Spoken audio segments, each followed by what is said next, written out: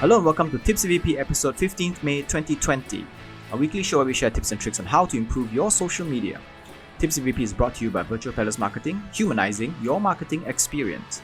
This week's Weekly Tipsy, how magazines can survive in a digital world. The era of printed magazines is over. Perhaps 5 years ago, this statement could have been disputed, but not anymore. Whatever few left who prefer turning physical pages of monthly issues only make up a very, very small minority. Even the ones who turn pages inside screens are few and far between. Advertisers gain more by spending less on social media than putting half a page spread on your magazines. Some magazines survived and thrived in a digital world, while many perish into oblivion. If magazine companies want to survive in a digital world, they need to look to successful ones, for example, and what they use and how they pivot into something else.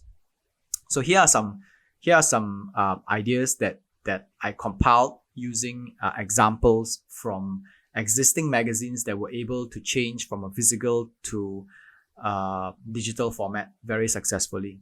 Number one, drop the e-mags for websites. Okay, magazine and e-mags is still mags. It's the same. The way it is being consumed is still the same. The only difference is one is a physical version and one is a digital version. So magazine, e-mags, still magazine, those have to go. E-magazines are a sad excuse for digitizing a media. It's just a process of converting your content into PDF and selling it at the same premium, right? What's worse is that people know you're already saving on printing and logistic costs and you are still charging the same price, which doesn't make sense. Nobody buys e-mags anymore. Instead, they search for articles online and read them for free on websites. Reader's Digest, National Geographic, and Outside Magazine, they're called Outside Online now, have all been able to successfully make this pivot. Publish articles, share them on social media, direct people into your website, better yet, make video versions of your articles, which we will discuss in detail later on. So how do we monetize websites? Some brands give some information, some content off away for free while keeping others behind paywalls. You can do that. Whereas others provide all their content for free in exchange for traffic where they can use to make money from sponsored articles. There are a lot that do that as well. I think Reader's Digest do this, whereas National Geographic actually hide some of the articles on paywalls. Outside Online give them all out for free in exchange for sponsored content as well. Number two, social media is your magazine now. It has to be your primary platform, the primary one, not the by the way thing, right? Because a lot of old school magazine brands still treat it like a by the way platform where they focus on creating content for the magazine and then they put a little bit into social media to create a little bit of hype to get people to buy the magazine. It doesn't work that way anymore. Social media has to be your primary platform. And at this point of time, influencers are actually making northwards of $100,000 selling slots on their Instagram grids simply because they have the followers and their engagements. Imagine if magazines can do that because they have a lot of connection as well, right? Magazines can instead focus on creating posts specific to social media, leaving nothing back. So don't hold back, put everything in there as if that is the paid platform. You don't get money from the people who read it, but you get money from advertisers who will want the engagement that you are gaining. Tech magazines and journals sites like Wired, TechCrunch, and The Verge have successfully transformed into an online journalist site as well, especially Wired. Wired used to have magazines, right? And now they are they're doing very well on Instagram and on Facebook and on YouTube. That is something that a lot of traditional magazines need to push towards. Not tomorrow, not today, but yesterday. So their social media does not try to show a little bit of news while locking the rest behind a paywall. They really give it out straight up. How to monetize this? When you treat your social media platform as a primary content hub, your audience will come for good content. They don't come for half of the content while needing to buy a magazine to get the full picture of it. And with high follower numbers and engagement rate, you can sell post slots to brands. You can also run articles, specific articles, whether it's video or written, that talks about certain products by certain brands. Fashion magazines can do this well with Instagram, as they are very visual heavy media. Instead of sharing photos you took for magazines, treat Instagram like your magazine. Shoot for Instagram. Shoot videos and narrate the copy instead of just writing them down. You will be seen as the place to obtain good fashion content. And when people come to you for good fashion content, fashion brands will want to be there to be good fashion content. You see where it comes to? Number 3, write less, video and audio more. Because that's how people consume content these days. Granted, there are things that are better experienced through words, like how Reader's Digest is very, very good at written formats, and people go there to get lost in the words and how it's crafted and the imagination that comes with it. But for everyone else, videos and audio work a lot better.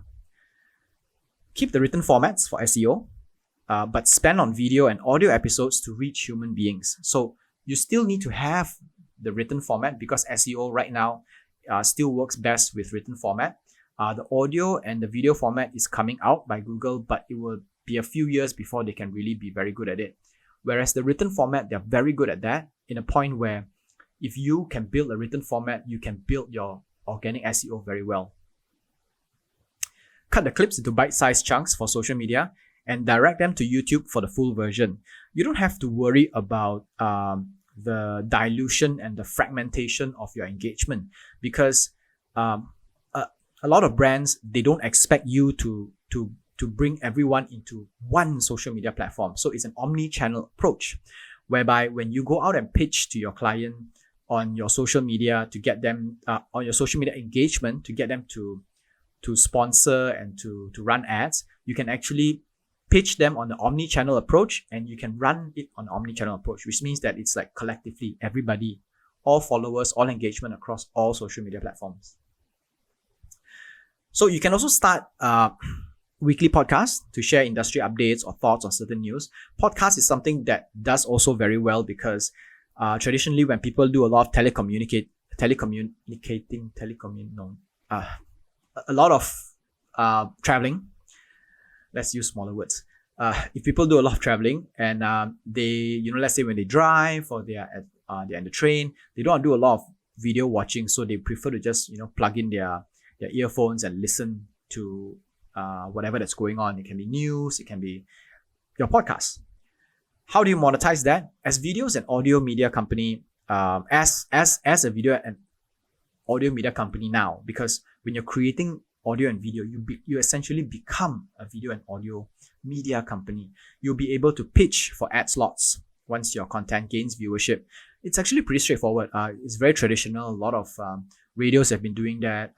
TV channels have also been doing that as well. Or you can also set up a Patreon account where people would pay money, donate money to subscribe to a certain thing where you put it behind a paywall, or you can just give it out for free and get people to donate to you as and when they want. There are people who have done that successfully as well. It really depends on what kind of magazine that you're coming from and how is your audience like, and whether or not they will do it.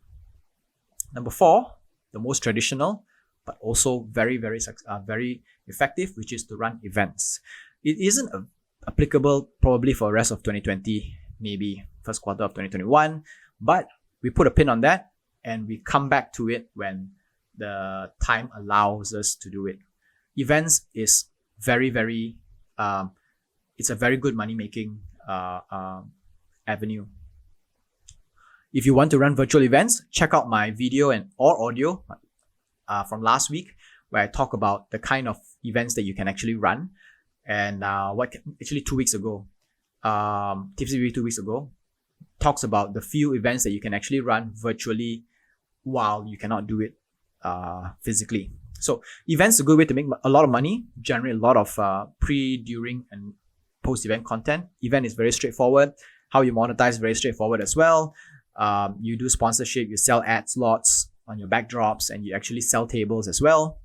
You can even go to the extent of selling ad slots for videos and audios content during your pre-event, because you're already a media company and you already have all these social media avenues where you have the attention of everybody. Whenever you put a slot in that has something to do with the event, then you can actually say that sponsorship or that advertisement comes from the event instead of from anywhere else.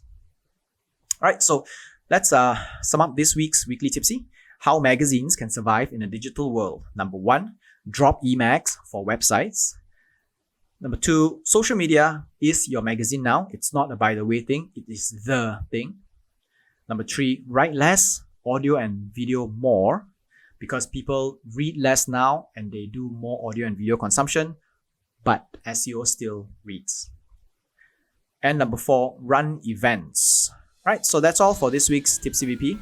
Tipsy VP podcast is part of Social Media Weekly and it's available on Anchor FM, Google Podcasts, Apple Podcasts, Spotify, Stitcher, and more. Our full videos are available on YouTube, and we post bits and clips on Instagram and Facebook. This is Tipsy VP, episode 15 May 2020. My name is Sean. Stay safe. Bye-bye.